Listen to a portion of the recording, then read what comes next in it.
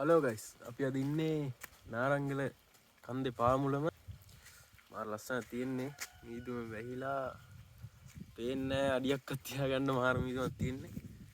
මාර ලස්සනයි මම පොඩ්ඩක් ආරවල පෙන්නන්න ඔයාලට